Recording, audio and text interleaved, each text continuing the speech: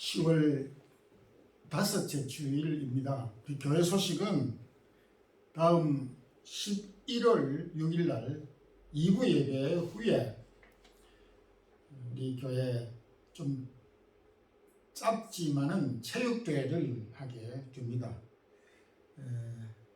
좋은 친교의 시간 되었으면 합니다. 그리고 교회 11월 계획 주호를 참고해 주시면 감사하겠습니다.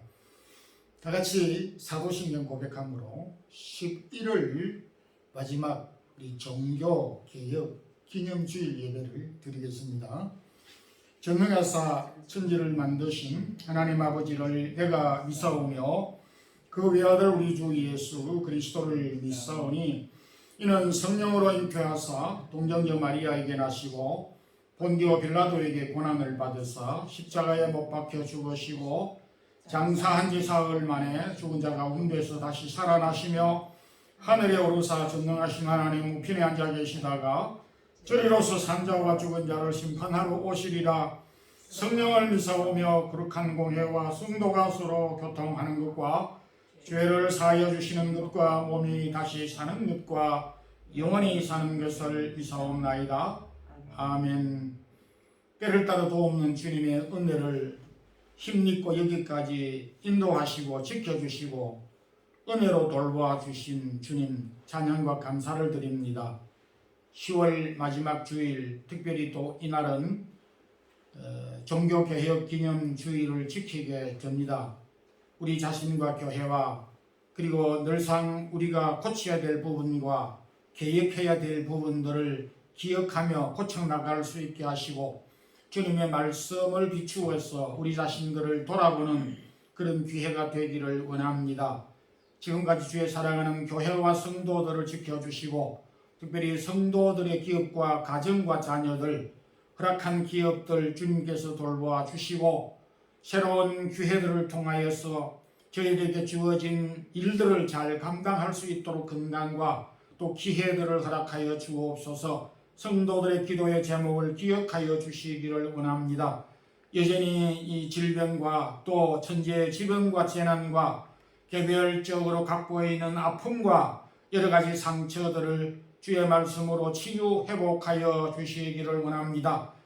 이제 금년 남아있는 이 개월 동안 저희들이 하나님의 은혜를 바라보며 하나님의 큰 권능의 손길과 능력에 힘입어서 놀라운 열매를 거두고 얻을 수 있는 그런 기회가 되기를 원합니다.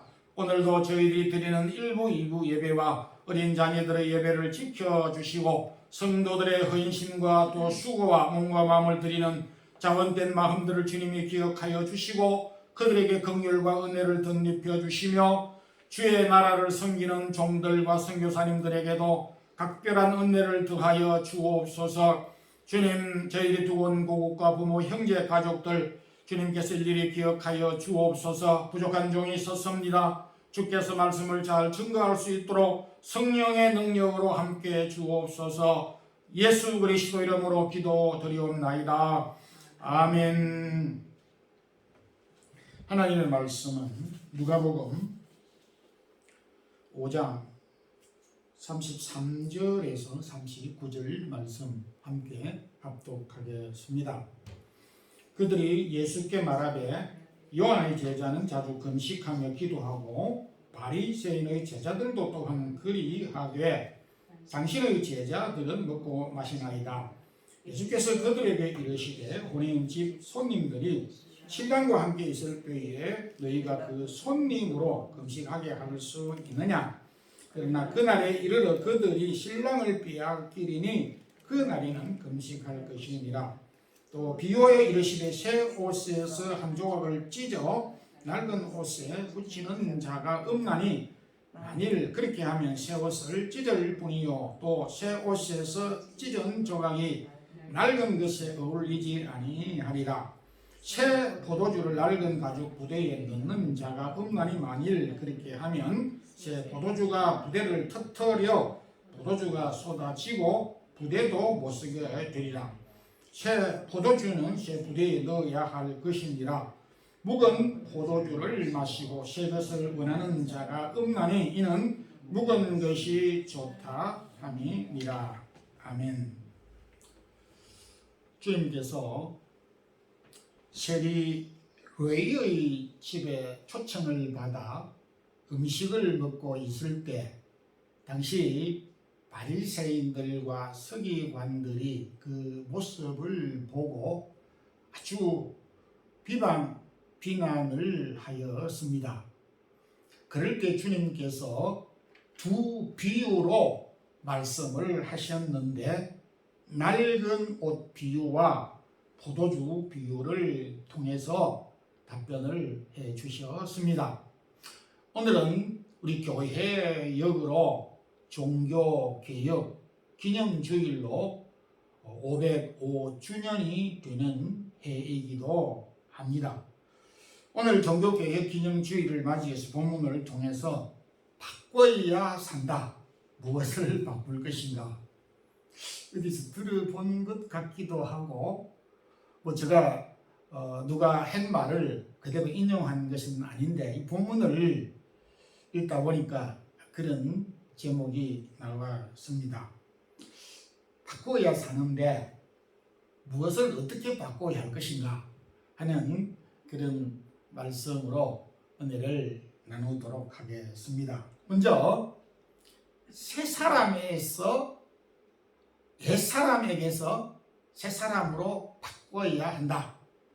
옛 사람에게서 새 사람으로 바꿔야 한다. 본문에서 세리 레이가 옛 사람을 버리고 예수님을 쫓아설 뿐만 아니라 예수님의 제자가 된 사실을 기록하고 있습니다.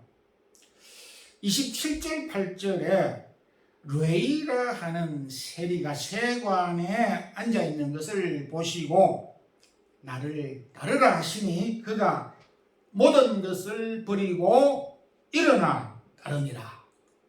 모든 것을 버리고 예수님을 따랐다.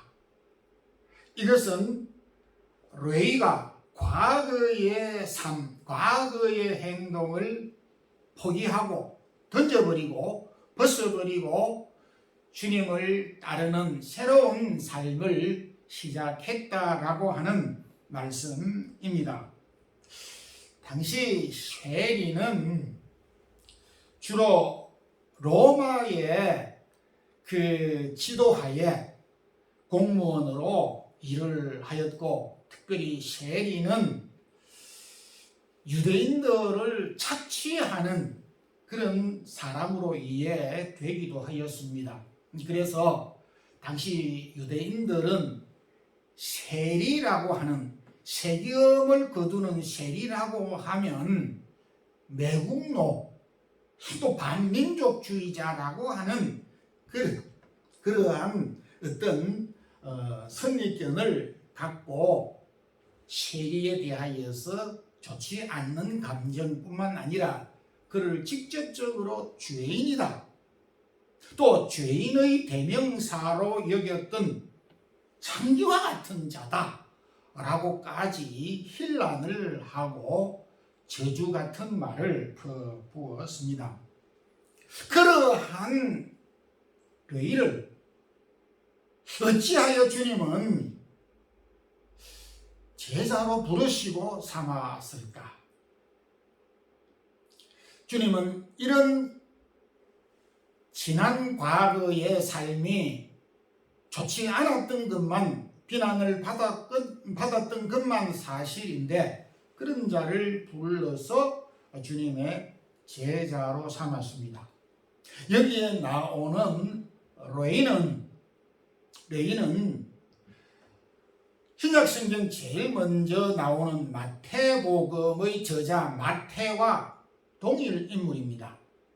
그래서 다른 복음서에는 마태라고 하는 이름으로 기록하고 있고 누가복음에서는 레이라고 하는 이름으로 기술을 하였는데 동일 인물입니다.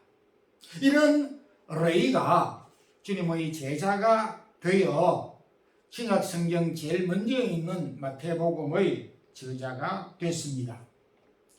주님은 hin란하는 바리새인들과 서기관들에게 이렇게 이야기를 했습니다.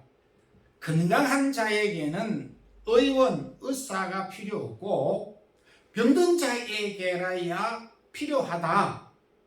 내가 의인을 부르러 온 것이 아니라 죄인을 부르러 왔다라고 하시면서 레위를 예수님의 제자로 부르시고 삼은 것에 대한 당연한 사실을 대답하게 됐습니다.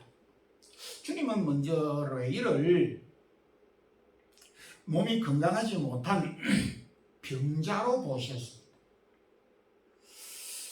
오늘도 이 말씀을 통해서 볼 때 참 젊은이도 있고 건강한 사람도 있지만은 지금은 다소 몸이 건강하다 할지라도 시간이 지나면 사람은 연약하게 되고 병들게 되는 것이 당연지사입니다.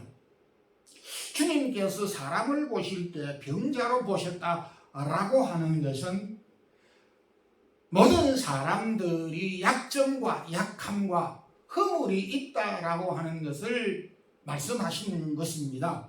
동시에 의인을 부르러 온 것이 아니라 죄인을 부르러 왔다라고 하면서 이 땅에 사는 모든 사람들은 모두가 다 허물들이 있고 누가 누구에게 비판과 비난을 할 수 없다라고 하는 말씀을 주셨습니다.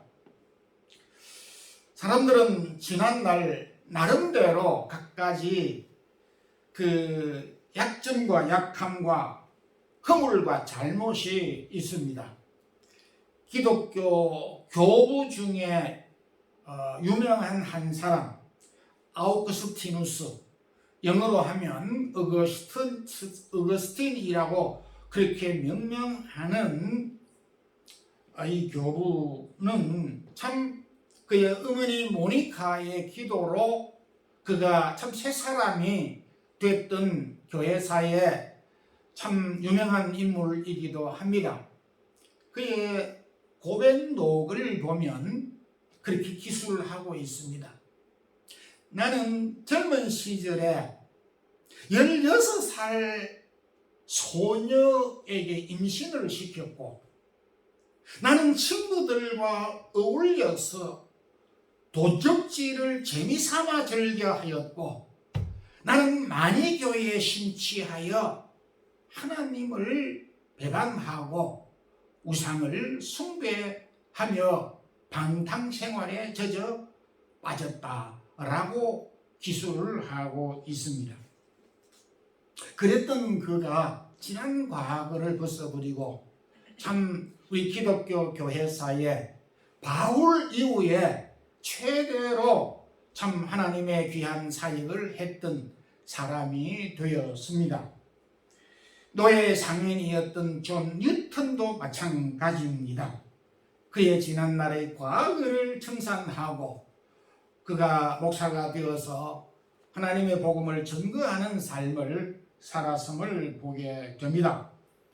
바울은 에베소 교회 성도들에게 보낸 편지 가운데서 에베소 4장 17절에 이제부터는 이방인이 그 마음의 허망한 것으로 행하지 말라.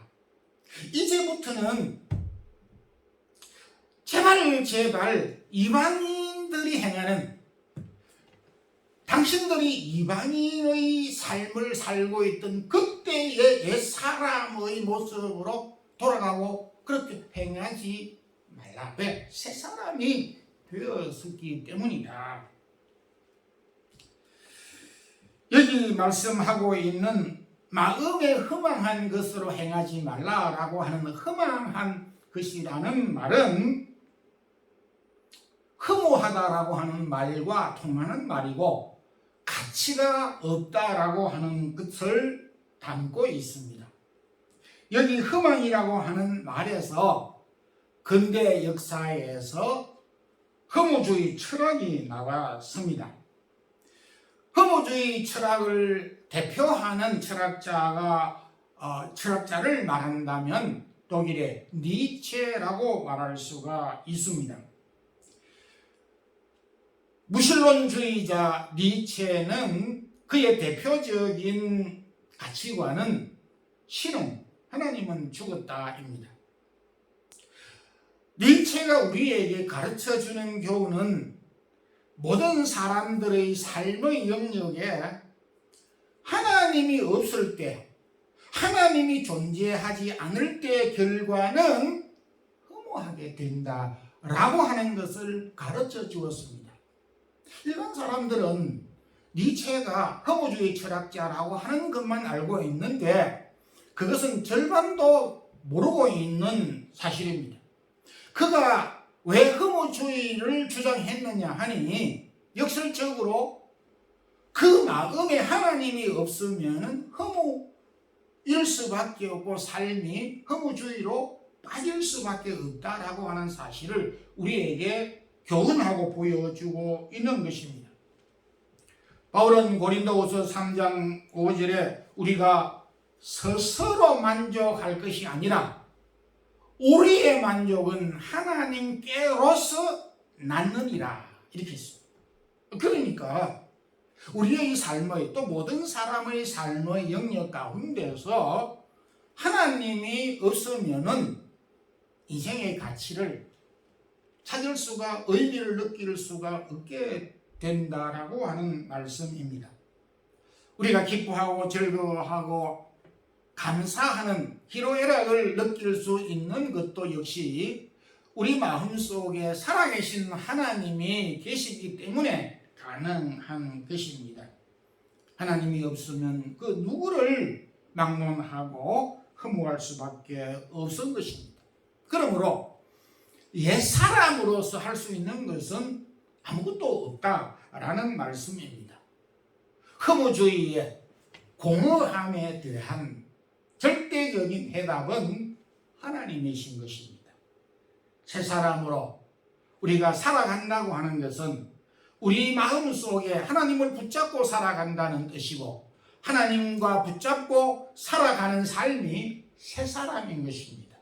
옛 사람으로서는 아무것도 할 수가 없으며 새 사람으로야만이 우리가 살 수 있다라고 하는 것입니다. 새 사람으로서 오늘 너희가 새 사람으로 변하여서 주님의 제자의 삶을 산 것처럼 저와 여러분의 삶 또한 옛사람 벗어버리고 이제 새 사람으로 왔으니까 다시 옛사람으로 되돌아갈 생각이 일랑 말고 계속하여 새 사람으로서 주님을 따르는 신실한 제자의 삶을 살기를 소망합니다. 두 번째는 옛 계명에서 새 계명으로 바꿔야 하는 것입니다. 이 바리새인들과 서기관들은 나름대로의 잣대 기준점이 있었습니다. 그것이 뭐냐 하니까 구약의 율법인 것입니다. 구약의 율법의 잣대를 가지고 사람을 평가하고 또 거기에 맞추지 않으면은 그렇게 비방하고 비난을 해 왔던 것입니다. 이에 대하여서 예수님이 앞서 말씀드렸던 대로 두 비유를 해 주셨습니다. 낡은 옷을 깃게 될 때에 새 옷을 찢어가지고 낡은 옷을 깁는 사람이 없다. 동시에 37절에 새 포도주를 낡은 부대에 넣으면 어떻게 되는가? 낡은 부대가 터지게 되고 못쓰게 되고 새 포도주 또한 낡은 부대 속에 넣음으로 터져 없어 소비가 되기 때문에 두 가지 못쓰게 된다라고 말씀을 하시면서 새 포도주는 새 부대에 넣어야 한다라고 교훈을 하셨는데 여기에 헌 옷과 낡은 가죽 부대는 구약 옛 계명, 옛 율법을 가르치는 것입니다. 동시에 새 옷과 새 포도주는 신약의 새 계명을 가르치는 것입니다. 주님이 우리에게 이 땅 위에 오셔서 구약의 모든 율법을 우리가 지키지 못했는데 주님이 십자가를 통해서 다 지켰고 완성했습니다. 그래서 구약의 율법은 우리를 향하여서 더 이상 정죄를 할 수 없게 되었습니다. 그런데 여전히 바리새인과 서기관들은 그럼에도 예수님께서 율법을 다 지켜 율법으로부터 우리가 자유하게 되었음에도 불구하고 계속 구약의 율법의 잣대를 가지고 정죄를 하게 되었습니다. 그래서 주님은 이 비유를 통해서 옛 율법에서 새 율법으로 바꿔야 한다라고 교훈을 주신 것입니다. 갈라디아 3장 23절에도 믿음이 오기 전에는 우리는 율법 아래 매인 바 되고 갇혔느니라. 믿음이 오기 전에는, 예수님이 오시기 전에는 우리가 율법 아래 갇혀서 옴삭달싹하지 못하고 갇혀있고 매인 바 되고 거기에 억류되어져 있었다라고 말합니다. 여기 매인 바 되고라고 하는 것은 죄를 지어서 감옥에 갇혀 있는 죄인을 가리키는 것입니다. 그래서 옛 계명은 우리를 향하여서 정죄를 하고 있습니다. 모세가 주신 율법은 우리를 정죄하고 있는 것입니다. 죄의 삭은 사망이요 모든 인간은 사망에 이르는 자들이고 사망에 이르는 죄를 지은 죄인이다라고 하는 내용을 로마서에서 빼곡히 기록을 하고 있습니다.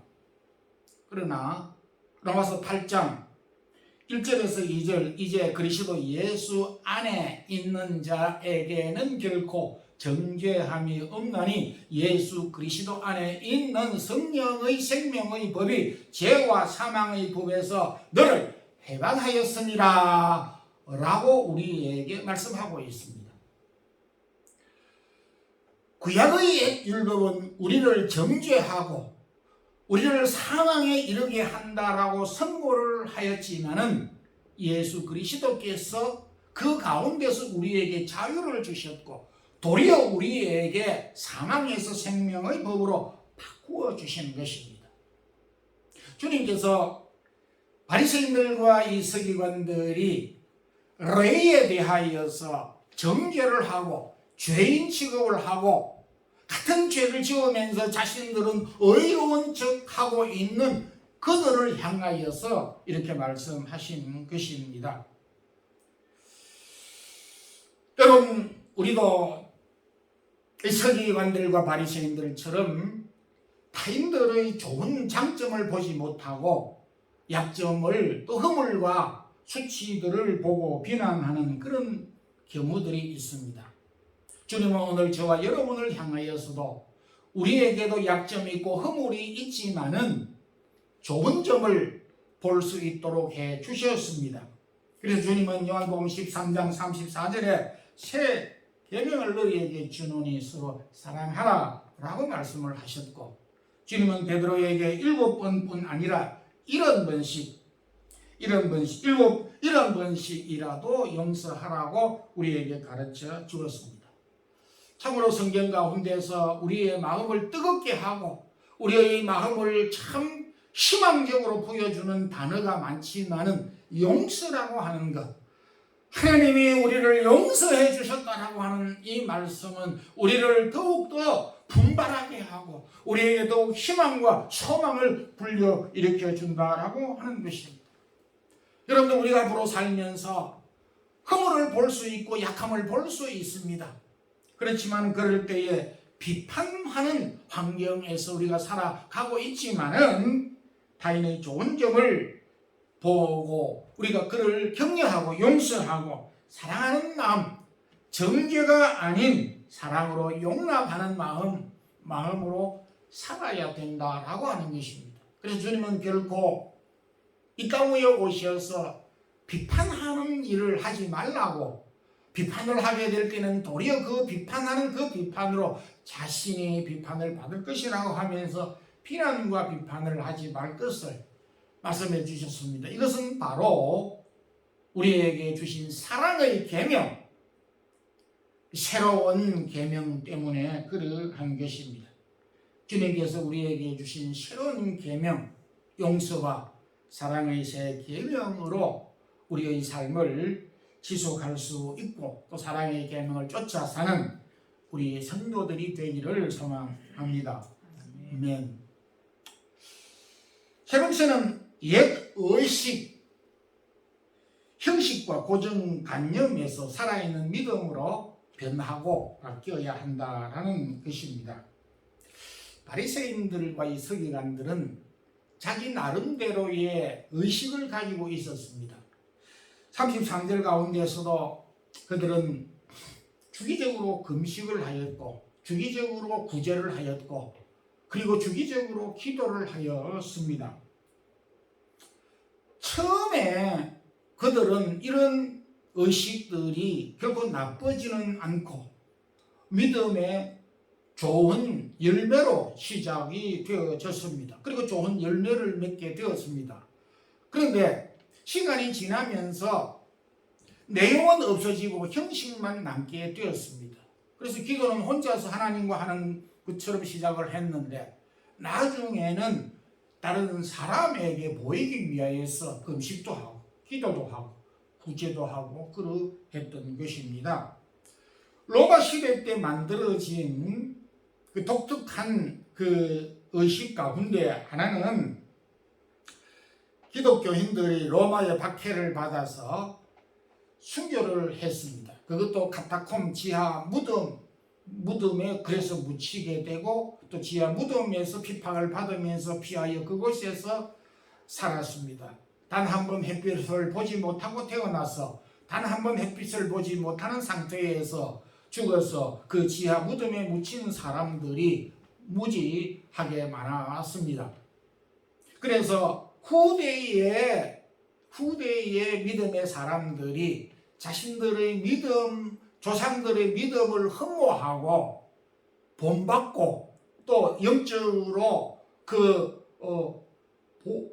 본을 받기 위해서 그들이 묻힌 무덤을 찾아가서 그 무덤 앞에서 예배하고 기도하고 또 그러면서 우리도 우리 조상들처럼 믿음의 생활을 바로 해야지라고 시작을 했던 그것이 결국 시간이 지나면서 그들이 그 앞에서 예배드리는 것이 문제가 아니라 그 무덤 자체, 그들 조상이 묻혀있는 무덤 자체가 우상이 되고 무덤 자체를 숭배하게 되는, 하나님 앞에 경배하는 것은 없어지고 그들의 조상을 섬기는 유교 모양으로 무덤을 숭배하는 일로 그렇게 탈바꿈되어졌던 것입니다.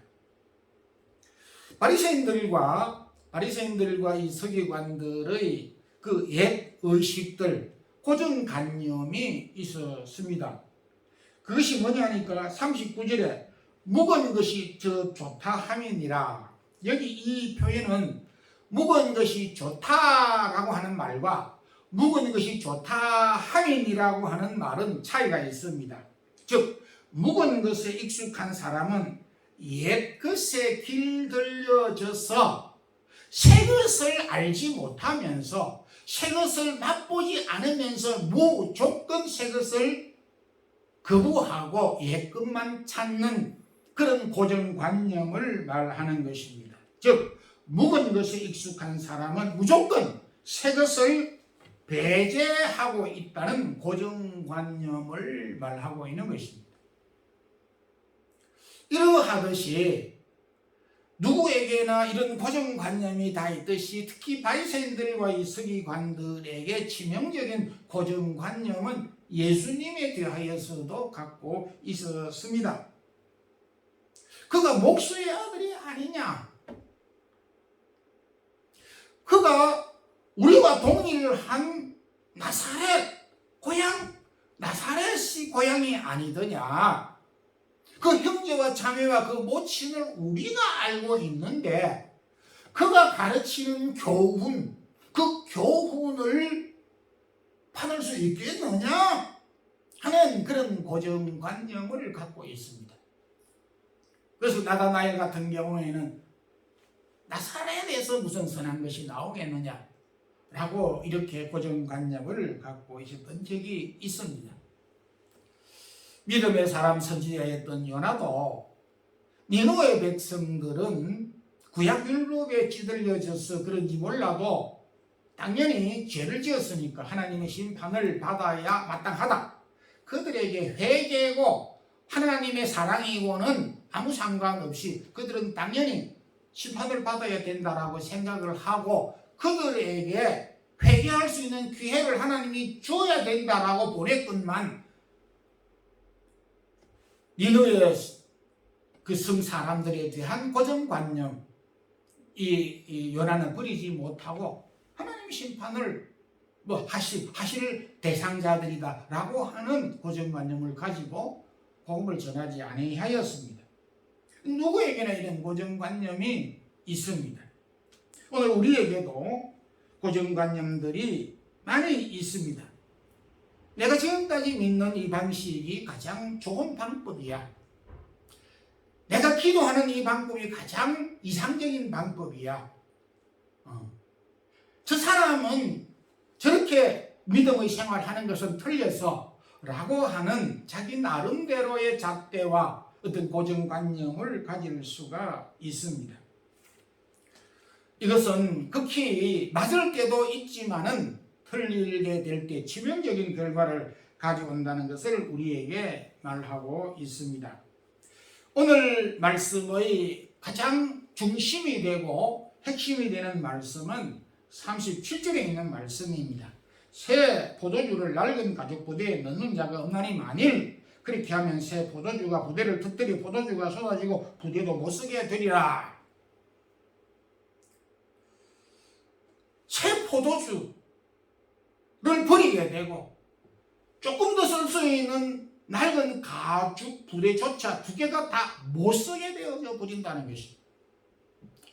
옛사람과 옛계명과 옛의식과 고정관념을 버리지 않으면 기대할 것이 조금이라도 남아있느냐? 아니다 이거예요. 모두가 다 버리게 되고 모두가 다 못쓰게 되고 건질 것이 하나도 없다라는 것입니다.